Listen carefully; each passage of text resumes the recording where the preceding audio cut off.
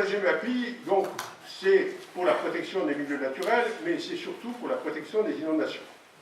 Alors, je ne veux pas dire que la protection des milieux naturels, ça soit secondaire, mais les inondations, c'est comme les incendies, c'est quelque chose qui nous guette à tout moment, qu'on ne sait pas ce que la nature nous réserve.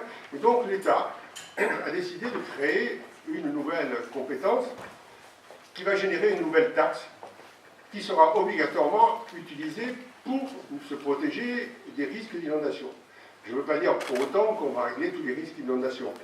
On répète souvent que l'imprévisible, c'est ce qui arrive quand on pense avoir tout prévu. Cette taxe, dès qu'elle sera perçue, et dès que nous aurons les autorisations préfectorales, et dès que nous aurons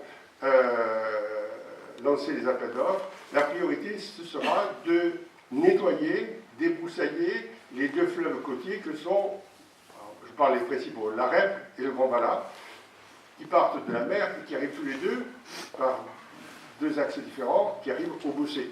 Donc, il faudra les nettoyer, d'abord eux, et ensuite tous leurs affluents, en partant du bas vers le haut, parce que si vous accélérez la vitesse de l'eau, il vaut mieux qu'en dessous, ça soit dégagé. Donc on partira du bas vers le haut, et on fera ça au mieux dans les prochains mois. J'espère qu'on pourra commencer en 2018. En tous les cas, en 2019, c'est un objectif prioritaire. Ensuite, on passera aux ouvrages qui sont trop étroits ou trop bas, et donc je parle des ponts sur les rivières, donc il faudra certains les rehausser, d'autres les élargir, certains les rehausser et les élargir.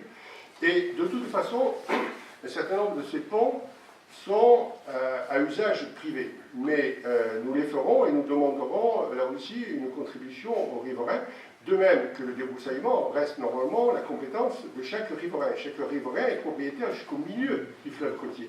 Et que donc c'est à eux de le faire. Donc ceux qui ne le feront pas, nous le ferons, et ceux-là recevront une facture à payer de la part du percepteur, puisque je pense quand même qu'on ne peut pas demander à l'ensemble des contribuables de faire toujours ce que les autres ne font pas. Donc il y a un moment, donc on va régler le problème, et je me réjouis, autant je suis critique souvent à travers des décisions de l'État, autant de temps en temps on peut s'en réjouir, même si ce n'est pas ce gouvernement, c'était celui d'avant. Ça ne me gêne pas d'apprécier cette bonne démarche.